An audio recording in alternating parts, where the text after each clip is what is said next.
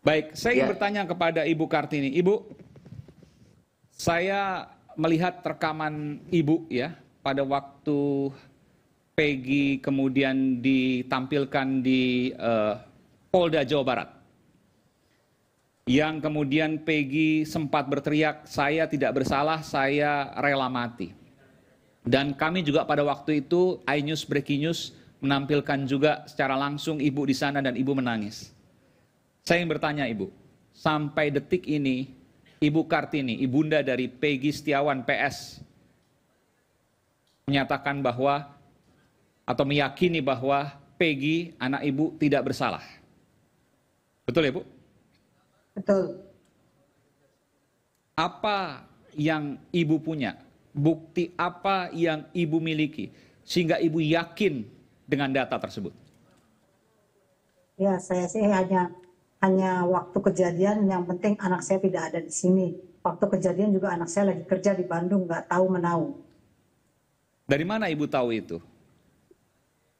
Ya, dia kan mau berangkat itu kerja, ngomong dulu. Terus saya juga tahu waktu itu ada banyak teman-temannya di situ juga. Ada pamannya, ada adiknya, ada keponakannya, ada ayahnya. Kumpul jadi satu waktu kejadian itu ada di Bandung. 27 Agustus 2016 ya Bu? Ya, Jadi Ibu menyatakan bahwa ada saksi-saksi lain yang menunjukkan bahwa pada saat kejadian anak Ibu ada di Bandung. ya. Siapa aja saksi-saksinya itu Bu? Ada pamannya Suparman, ada bapaknya Rudi, ada adiknya Robi, ada keponakannya Ibnu. Oke, dan semuanya itu sudah diperiksa sebelumnya? Paman, keponakan tadi yang Ibu sampaikan? saksi-saksi itu belum. Belum diperiksa. Oh, belum diperiksa. Tapi Ya. siap ketika nanti misalnya sampai ke pengadilan, maka semua akan dihadirkan, Mas Ya, Tony. Siap, Pak Iman. Jadi kami sudah menanyakan, sudah Ya. menelusuri. Jadi begini, Pak Iman, sebelum saya memutuskan untuk menjadi kuasanya keluarga Peggy, saya menelusuri dulu karena ibunya Peggy menyampaikan ke saya bahwa anaknya itu saat kejadian berada di Bandung.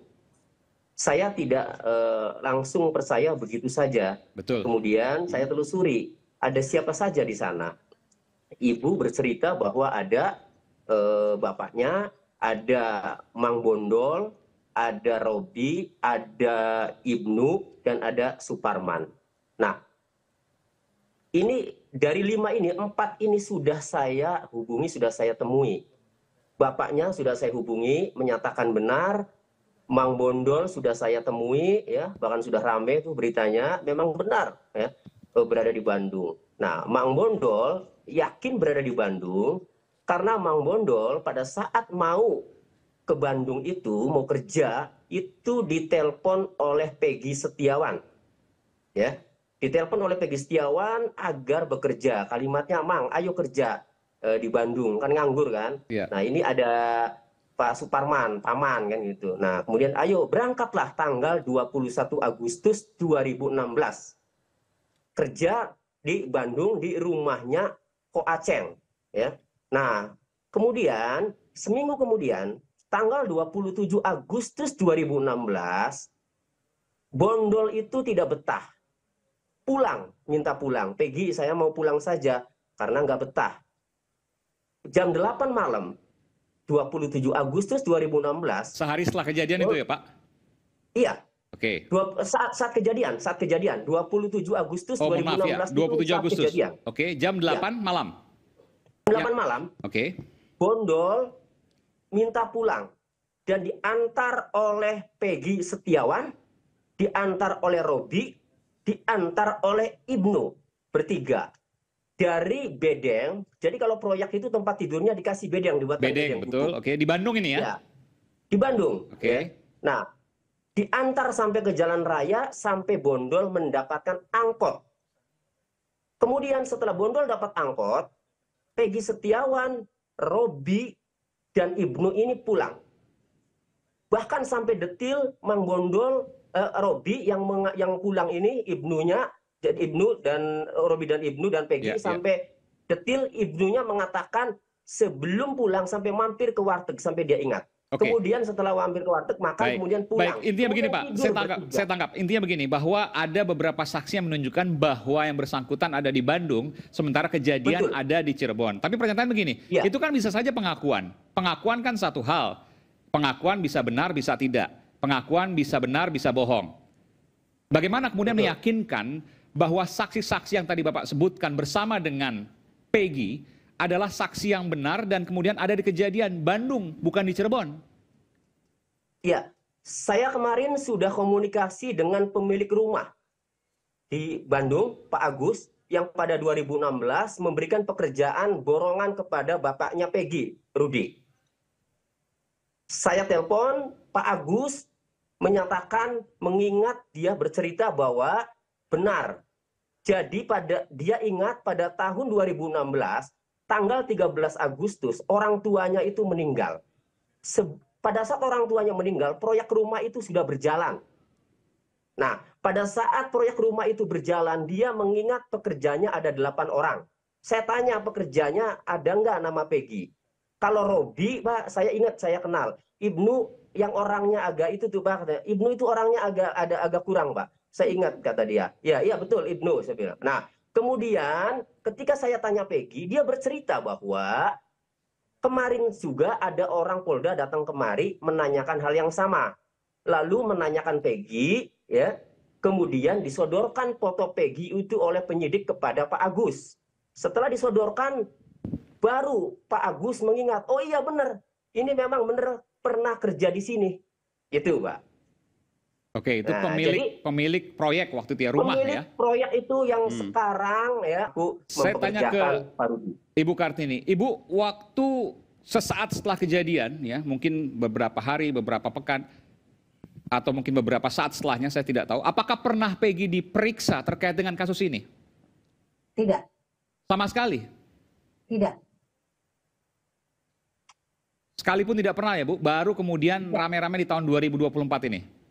Ya, Bahwa kemudian ada DPO alias buronan yang kemudian sempat disebarkan oleh pihak kepolisian atas nama Peggy, Ibu sempat lihat nggak?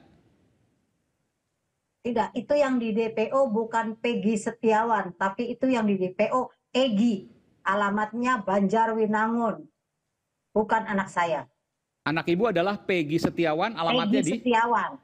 Kalau yang di buron itu namanya Egy. Egy. Ibu. Peggy alias Perong. Oh, Peggy alias Perong. Tapi di situ kan terteranya Egy. Oke, kalau anak Ibu alamatnya di Desa Kepongpongan, Blok Simaja. jauh dari Banjarwinangun itu? Jauh. Jauh, oke. Jadi Ibu sama sekali tidak menyangka bahwa Tidak. DPO atau buronan itu adalah anak Ibu. Ya. Lalu kemudian setelah diumumkan dan kemudian disampaikan saat kemarin, itu sebelumnya pasti ada proses kan, pemeriksaan dan lain sebagainya, betul? Tidak ada. Maksudnya? Oh, yang diumumkan. Oh, yang diumumkan Enggak, di Polda. sebelum diumumkan. Sebelum diumumkan di Polda Jawa Barat kemarin, sempat diperiksa Bu, anak Ibu Peggy? Iya, di Polda. Di Polda, oke. Berapa kali? Masih ingat? Nggak tahu, paling kayaknya sih sekali, cuman sayanya kan nggak masuk Oke. sih di luar.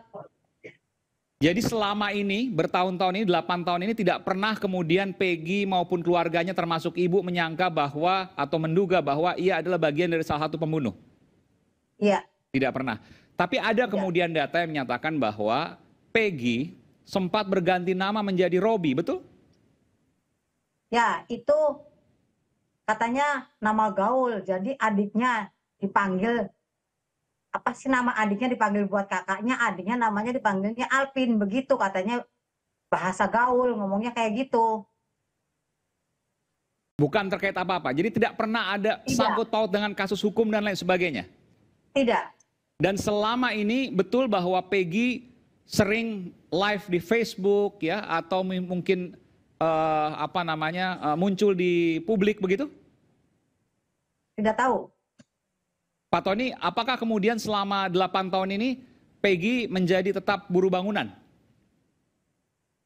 Iya, jadi Peggy itu setelah lulus sekolah ya Bu, SMP itu langsung menjadi buruh bangunan karena memang keluarga tidak mampu ya Pak Iman.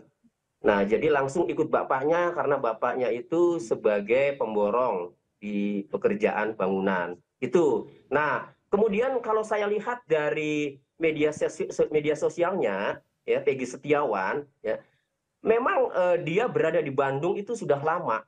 Bahkan dari riwayat statusnya itu 24 Agustus saja ya, Iya. itu dia berada di Bandung. Statusnya itu. Tetapi yang aneh sekarang, kenapa Facebook atas nama Peggy Setiawan itu setelah Peggy Setiawan ditangkap, Facebook itu hilang. Tidak mungkin Peggy Setiawan di dalam tahanan kemudian menonaktifkan akun Facebook itu. Ya. Ini juga harus dijawab oleh penyidik Polda Metro Saya ingin tanya nih Pak, Barat. jadi 8 tahun ini, Ibu ya mungkin lebih tahu, 8 tahun ini Peggy itu Ibu biasa kontak, mungkin seminggu sekali, atau katakanlah mungkin 2 minggu sekali, paling jarang begitu? Atau sempat menghilang misalnya, Ibu pernah telepon, nggak bisa diangkat dan lain sebagainya. Saya mau tanya ke Ibu. Tidak, kalau telepon pasti diangkat. Biasanya berapa minggu sekali atau berapa hari sekali Ibu telepon? Ya kadang seminggu sekali, kadang 2 minggu sekali. Mal lagi ngapain? Sehat enggak? Rutin ya, tuh Bu ya? Sehat. Ya ini kacung transfer gitu. Oke, rutin itu dari tahun 2016 sampai 2024 ini? Ya. Oke, baik. Saya nanti akan ke Ibu dan Mas Tony lagi. Sebelumnya saya ingin ke Pak Prof. Adrianus. Prof. Adrianus, ini hal yang menarik. Sebelum saya nanti ke Ibu Brigadir Jenderal Polisi Purnawirawan Sriswari, apa yang Prof dapatkan dari percakapan saya ini? Ini kan kalau dilihat satu sisi memang janggal, tapi bahwa polisi menyatakan ada hasil penyelidikan, hasil penyidikan tentu memiliki dasar. Betul. Apa yang Prof ingin sampaikan soal ini? Masalahnya begini, 8 tahun itu sudah merupakan waktu yang cukup bagi semua pihak untuk dalam tanda kutip belajar, mengembangkan teori, mengembangkan alibi, mengembangkan apa yang dilakukan. Dengan kata lain, agak susah terutama bagi kami sebagai pihak yang menjadi pengamat ya, untuk percaya pada salah satu pihak. Dalam hal ini, mohon maaf kepada Ibu dan juga kepada pengacara, mengingat tadi selama 8 tahun tentu sudah kemungkinan ada yang namanya make up story. Nah untuk itu maka juga di pihak lain, kepada pihak kepolisian juga begitu, kita juga harus reserve ya, harus betul-betul hati-hati terkait dengan apa yang menjadi dasar kepolisian dalam rangka menangkapnya. Nah untuk itu maka kami berharap bahwa ajang pengadilan menjadi ajang yang terbuka dalam rangka mengakses tentang kualitas bukti tersebut. Permasalahannya, nah nanti langsung kepada Mas Talhati, sistem hukum kita, sistem peradilan kita lebih berat kepada kepolisian dalam arti bahwa agak susah bagi penegak hukum, penasihat hukum untuk kemudian mendisclose semua bukti yang dimilikinya. Mengingat kepolisian adalah pihak yang menjadi pemilik data tersebut. Jadi dengan kata lain, dalam konteks di pengadilan memang pada titik tertentu kepolisian lebih dimenangkan, lebih berada pada posisi beruntung ya. Iya. Karena tadi ada dalam konteks sistem peradilan Indonesia, polisi, jaksa dan pengadilan itu berada pada satu kubu begitu ya, dibandingkan dengan penasihat hukum. Nah, kalau kemudian dalam hal ini penasihat hukum kemudian mendapatkan satu peran yang cukup banyak dalam rangka memberikan bukti-buktinya, wah itu menarik tuh. Jadi sebentar, Pak Prof. Adrianus, jadi apa yang disampaikan Ibu dan Pak Tony tadi, ini tanpa menuding ya, bisa saja itu benar, tapi bisa saja itu 8 tahun itu sudah direkayasa. Betul, jadi kami berpendapat bahwa kalau kita diminta untuk percaya, maka sama pula bahwa kita juga sama tidak percayanya. Mengingat tidak ada pegangan, tidak ada ground untuk kita mengatakan bahwa percaya atau tidak percaya. Oke, Pak Tony ada komentar soal itu, silakan. Ya, jadi menyikapi hal ini memang harus komprehensif. Jadi kalau keterangan ibu dan saksi-saksi yang memang melihat pada saat kejadian Peggy Setiawan berada di Bandung, kemudian kesaksian-kesaksian itu hanya sebatas pengakuan, kembali ke alat bukti yang dimiliki oleh penyidik juga apa? Ini harus dibuka secara transparan. Apa alat buktinya? Anda meyakini bahwa alat buktinya pasti lemah. Ini versi Anda ya? Iya, jadi begini. saya sepakat kalau 3 DPO itu harus ditangkap. Karena 3 DPO itu, Andi, Dani, dan Peggy alias Peron, itu dalam putusannya itu turut serta melakukan tindak pidana pembunuhan berencana sebagaimana dimaksud dalam pasal 340, junto, dan melakukan memaksa anak untuk melakukan kekerasan, memaksa anak untuk melakukan persetubuhan dengannya, pasal 81 ayat 1 Undang-Undang Perlindungan Anak. Itu termasuk 3 DPO. Jadi 3 DPO itu ya, Andi, Dani, dan Peggy itu turut serta dan ada dalam putusan pengadilan. Saya sepakat itu harus ditangkap. Persoalannya adalah sekarang Peggy yang ditangkap, Peggy Setiawan yang ditangkap adalah Peggy alias Peron, bukan.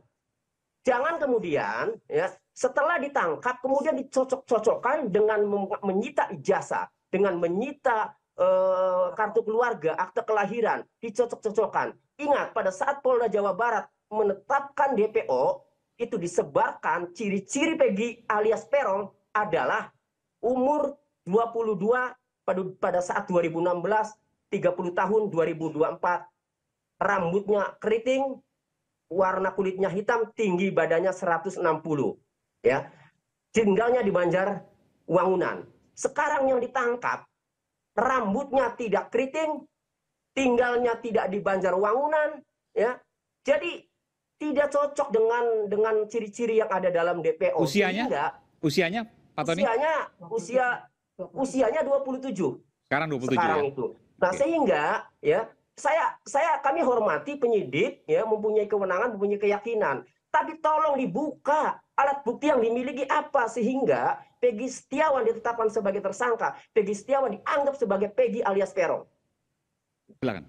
Itu Pak Iman. Ya, penyidik berada pada posisi untuk tidak membukanya sekarang. Itu repotnya tuh, ya. Jadi penyidik memiliki privilege untuk kemudian membukanya nanti. Dan logikanya penyidik tidak akan mungkin sembarangan karena kasus ini mendapat perhatian luas. Oh, kalau pakai itu lagi lebih lagi ya, akan amat damaging bagi kepolisian sendiri kalau mau main-main dengan kasus ini. Ya, Anda menilai bahwa nggak mungkin main-main, pasti buktinya kuat. Saya kira begitu ya, apalagi kalau kita bicara mengenai pertama dari sisi gesternya kepolisian ya, CQ di Treskrim Polda Jabar ya, lantang sekali. Ya, bahwa memang dia amat yakin dengan bahwa Peggy adalah pelakunya. Peggy adalah DPO tersebut. Saya kira sekali lagi ini ada soal dengan citra, reputasi yang luar biasa kalau kemudian dalam hal ini ada kesalahan. Demikian. Meskipun juga ada banyak pertanyaan dari publik yang kemudian DPO 3 hilang menjadi tinggal 1. Nanti kita akan bahas lepas jeda, kami akan segera kembali di Rakyat Bersuara.